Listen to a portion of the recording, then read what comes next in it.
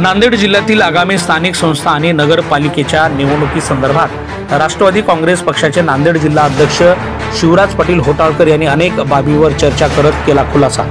येणाऱ्या निवडणुकीत राष्ट्रवादी काँग्रेस पक्षाचा विजयाचा झेंडा फडकेल यात तिळमात्र शंका नाही। शाहू फुले आंबेडकर विचारधारेवर चालणारा हा पक्ष आहे। राष्ट्रवादी काँग्रेस पक्षाने सर्वसामान्य जनतेच्या विचारांशी बांधील राहून काम करत असल्याने जनमत आमच्या पाठीशी आहे, असे जिल्हाध्यक्ष शिवराज पाटील होटाळकर यांनी गणगोत न्यूजच्या ग्रेट भेट या चर्चासत्रात बोलताना म्हणाले। सध्या स्थानिक स्वराज्य संस्थेच्या निवडणुकीचे वारे फिरू लागलेले आहेत आणि जो तो उमेदवार आता आपापल्या परीने मोर्चे बांधण्यासाठी आरंभ केलेला आहे। तर एकंदरीत आपल्या परिसरामध्ये या स्थानिक स्वराज्य संस्थेच्या निवडणुकीसंदर्भात काय हालचाली सुरू आहेत? प्रत्येक पक्षाने आपापल्या पद्धतीने बांधणी सुरू केलेली आहे। गेल्या 9 वर्षापासून इलेक्शन न झाल्यामुळं प्रत्येक कार्यकर्त्यामध्ये उत्सुकतेचं वातावरण आहे आणि त्या ज्या ठिकाणी जे रिझर्वेशन सुटले त्या रिझर्वेशनच्या सगळ्या कार्यकर्त्यांनी पदाधिकाऱ्यांनी आपापल्या पद्धतीनं तशी बांधणी सुरू केली आहे।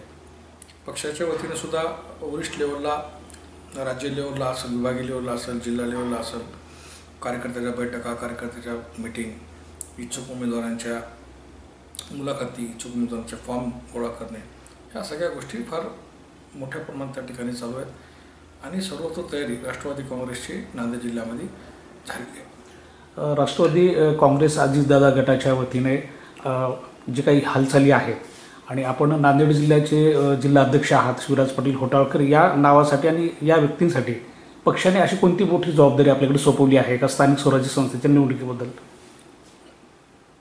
माननीय अजितदादा असतील, सुनील तटकरे साहेब असतील, जिल्ह्याचे आमचे नेते प्रतापराव चिखलीकर साहेब असतील, आम्ही सगळ्यांनी मिळून सगळ्यांनी मिळून जी जबाबदारी माझ्यावर या ठिकाणी सोपवली ती म्हणजे नांदेड जिल्ह्यामध्ये ज्या काही आपल्या सीटा त्या ठिकाणी मजबूत आहेत त्या ठिकाणी कशा प्रकारे त्या ठिकाणी आणखी त्या ठिकाणी वेगळं काम करता येते। जिल्हा परिषद एखादी असेल, खालच्या पंचायत समित्या त्या ठिकाणी कशा पद्धतीनं त्यांना जोड घालून देता येईल, मतदान घेणारे व्यक्ती असतील, समाजामध्ये ज्यांचा चांगला चेहरा आहे, नाव आहे, ह्या सगळ्या गोष्टी आपण काढावं अशा प्रकारचं नियोजन चालू आहे। आता उद्या 25 तारखेला दादांचा दौरा, अजितदादांचा दौरा त्या ठिकाणी उमरी आणि देगलूर या ठिकाणी आहे। खूप मोठ्या प्रमाणात पक्षप्रवेश त्या ठिकाणी आहेत आणि येणाऱ्या काळातसुद्धा खूप मोठे प्रवेश त्या ठिकाणी होणार आहेत। आम्ही छोटे मोठे जे तालुका लेवलचे असतील त्या पदाधिकाऱ्यांच्या जे प्रवेश असतील ते आम्ही करून घेत आहोत आणि वरिष्ठ जे ज्यांचे प्रवेश असतील ते अजितदादा असतील, सुनील साहेब असतील, चिखलीकर साहेब असतील यांच्या माध्यमातून आमचं चालू आहे। त्यामुळे एक मजबूत स्थिती नांदेड जिल्ह्याची राष्ट्रवादी काँग्रेसची चिखलीकर साहेबांच्या नेतृत्वाखाली झालेली आहे। आमदार प्रतापराव पाटील चिखलीकर हे भाजप पक्षातून राष्ट्रवादी पक्षामध्ये प्रवेश केल्यानंतर आपण असाल की आणि इतर अन्य पदाधिकारी आहेत यांच्या उपस्थितीमध्ये फार मोठ्या प्रमाणामध्ये नांदेड जिल्ह्यामध्ये पक्षप्रवेश सोहळे झालेले आहेत। तर त्या पक्षप्रवेश सोहळ्याचा येणाऱ्या निवडणुकीमध्ये लाभ होईल असं वाटतं का आपल्याला? 100% लाभ होईल। या पक्षप्रवेश सोहळ्यामध्ये अधिकतर तुम्ही बघा की सगळेजण 5 माजी आमदार त्या ठिकाणी प्रवेश केले। जिल्हा परिषदचे सभापती असतील, जिल्हा परिषदचे अध्यक्ष असतील, आमच्या चव्हाणताई असतील, जिल्हा परिषदेचे कित्येक सभापती आहेत त्यांनी त्या ठिकाणी प्रवेश केला, कित्येक जिल्हा परिषद सदस्य प्रवेश केलेत, कित्येक नगराध्यक्ष प्रवेश केलेत, कित्येक नगरसेवक राष्ट्रवादी काँग्रेसमध्ये त्यांचा प्रवेश झाला आहे। त्याच्यामुळे सगळे अनुभवी नेते, अनुभवी कार्यकर्ते पक्षामध्ये आले, त्यांना इलेक्शन 2-2, 3-3, 4-4 टर्म लढवले आहेत आणि ते पुढं त्यांची लढवायची इच्छा आहे। त्याच्यामुळे निश्चित या सगळ्या गोष्टीचा मोठ्या प्रमाणात राष्ट्रवादी मोठा फायदा होईल। नाही, मागील काही दिवसाखाली आमदार प्रतापराव पाटील चिखलीकर आणि भाजपाचे खासदार अशोकराव चव्हाण यांच्यामध्ये राजकीय चकमकी झालेल्या आहेत।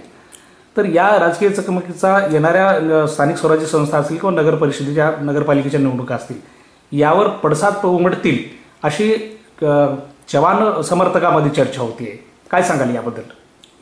आता माननीय अजितदादा पवार साहेब असतील, सुनील तटकरे साहेब असतील, यांनी आमच्या प्रत्येक बैठकीमध्ये आम्ही असेल जिल्हाध्यक्ष म्हणून इतर जिल्हाध्यक्ष किंवा माझे आमदार असतील, चिखलीकर साहेब बैठकीला त्यांनी सांगितलं की तुमच्या स्थानिक निर्णयावर तुम्ही निर्णय घ्या की तुम्हाला तुमच्या स्थानिकला तो युती करायची आहे की नाही करायची आणि तुमच्या स्थानिक निर्णय घेऊनच तुम्ही तो निर्णय घ्या। नसेल युती करायची तर माहिती पुढे लढू। त्याच्यामुळं मला असं वाटतं की मैत्रीपूर्ण लढत आतापर्यंत किंवा मी 1999ला मी जिल्हाध्यक्ष होतो राष्ट्रवादी काँग्रेसचा. मी 2010 पण जिल्हाध्यक्ष होतो आणि 99 ते 2014पर्यंत ही सत्ता काँग्रेस राष्ट्रवादी काँग्रेसची आपल्या राज्यामध्ये होती. पण कधीच युती कोणाच झाली नाही महाराष्ट्रामध्ये. सगळीकडे मैत्रीपूर्ण लढत झाली. त्याच्यामुळं आताही बहुतांश मैत्रीपूर्ण लढतच होईल आणि सगळ्यांचे कार्यकर्ते ज्या ज्या ठिकाणी इच्छुक आहेत. आता काय ठिकाणी युती करायची म्हणली तर दोघंही स्ट्रॉंग त्या ठिकाणी उमेदवार आहेत. मग सोडायचं कोणाला? त्याच्यामुळे मला असं वाटतं की मग मैत्रीपूर्ण लढतच होईल असं माझा त्या ठिकाणी. आपण नांदेड जिल्ह्याचे जिल्हाध्यक्ष आहात राष्ट्रवादी काँग्रेस पक्षाचे, तरी आपली उमेदवारी कुठल्या विभागातून कुठल्या सर्कलमधून असणार आहे? कारण कुंटूरमधून आपल्या नावाची जोरदार चर्चा आहे, काय सांगाल? नाही, खरं नरसी मांजरम या ठिकाणची माझी तयारी होती. दोन्ही रिझर्वेशनला गेले. मग कुंटूरमध्ये ओबीसी महिला त्या ठिकाणी आरक्षण झालेलं आहे. पण कुंटूरमधल्या काही पक्षाचे कार्यकर्ते असतील किंवा इतर कार्यकर्ते असतील त्या सगळ्यांची खूप मोठ्या प्रमाणात इच्छा आहे की तुम्ही कुंटूरमध्ये आलं पाहिजे. कारण कुंटूरमध्ये सगळ्यांचं मत असं आहे की बलाडे तिथं एक व्यक्तिमत्व गेल्या 50-60 वर्षापासून त्या ठिकाणी राजकारण करतो. त्यांच्या विरोधात कोणी मोठा माणूस किंवा मोठा उमेदवार त्या ठिकाणी येण्याला कच खातो, तुम्ही या. पण या म्हणल्यावर जाणं हे ताबडतोब निर्णय घेणं हे चुकीचं ठरेल म्हणून आम्ही चाचपणी करू तर हा निर्णय घ्यायचा ठरवला आहे. कारण मी तळेगावला मला अचानक त्या ठिकाणी जावं लागलं, माधवला अचानक जावं लागलं. चाचपणी करू लोकांचं काय मत आहे, लोक काय गेल्या 50 वर्षापासून त्यांचं त्या सर्कलवर प्राबल्य असल्यामुळं आपण लोकांशी चर्चा करून लोकांना विश्वासात घेऊनच तो निर्णय घेणार आहोत. त्याच्यानंतर तो निर्णय जाहीर करणार आहोत.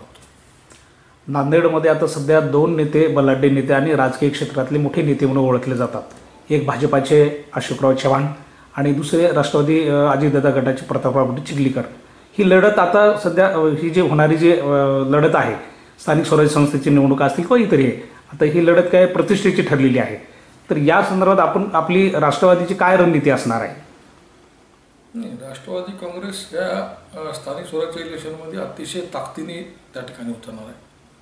पण तुम्ही बघा, आता हा अजितदादाचा 4था दौरा नांदेड जिल्ह्यामध्ये आहे. महाराष्ट्रामध्ये एवढे मोठे प्रवेश नांदेड एवढे कुठं झाले नसतील.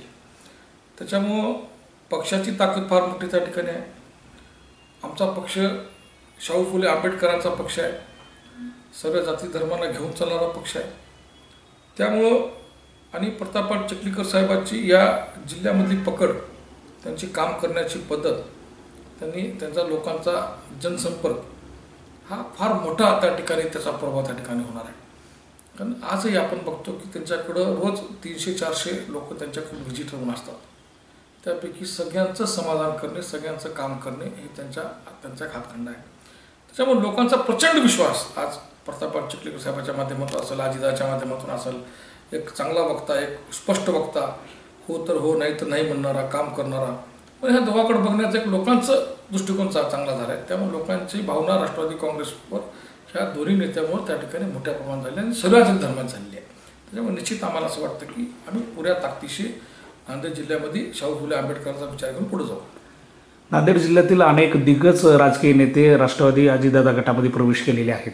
परंतु एक नाव असं आहे की जे सीमावर्ती भागातील देगलूर तालुक्यातील एक लक्ष्मीकांत पद्मार सावकार यांचा पक्षप्रवेश झालेला नाही. त्यांच्यासोबतचे त्या देगलूरमधले बरेच जण या पक्षामध्ये प्रवेश केलेले आहेत आणि मागील काही दिवसाखाली त्यांचा पक्षप्रवेश होणार अशी बातमी आलेली होती. पण तो पक्षप्रवेश रद्द झाला आणि आता 25 तारखेला मागं पत्रकार परिषदेमध्ये आमदार प्रताप पाटील चिखलीकरांनी जाहीर केलेला आहे 25 तारखेला होणार म्हणून.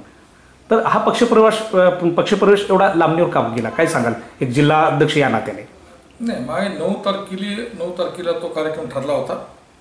पण 9 तारखेला माननीय या देशाचे पंतप्रधान नरेंद्र मोदीजींचा दौरा मुंबईला आला आणि नरेंद्र मोदीजी मुंबईला असल्यामुळं अजितदादांच्या प्रोटोकॉलमुळं ते मुख्यमंत्री असल्याने दादांना तिथं राहणं आवश्यक होतं. त्यामुळे 9चा प्रोग्राम पुढे ढकलला आणि 9चा प्रोग्राम पुढे ढकलल्यामुळं त्यांना थोडा तारखेमध्ये थोडा हा झाला. मग थोडं मध्यंतरी घ्यायचं होतं. मग मध्यंतरी दिवाळी आली आणि त्याच्यानंतर मग गोरटेकरांचा प्रवेश त्या ठिकाणी निश्चित झाला. मग दोन्ही प्रवेश एकदाच 25ला घेऊ, मग तो 25ला गेला. त्यामध्ये कुठलाच अडथळा आला नाही, कुठलाच किरंतु काही आलेलं नाही. फक्त अडचणीमुळे तात्पुरतं ढकलला गेला. म्हणजे पक्षप्रवेश तो रद्द झाल्यामुळे देगलूर परिसरामध्ये एक वेगळ्या विषयाला चर्चेला उधाण आलेलं होतं की यांचा पक्षप्रवेश का झाला नाही, अशी चर्चा झालेली होती. नाही असं काही नाही. त्यांना तर त्यांच्यासुद्धा खूप भेटी दादासोबत 3-4 वेळेस झाल्या, मुंबईला झाल्या, नागपूरला त्यांची भेट झाली नागपूरच्या अधिवेशनामध्ये. त्यामुळे पक्षप्रवेशाचं काही मला असं वाटतं की 1% काही त्याला अडचण नव्हती.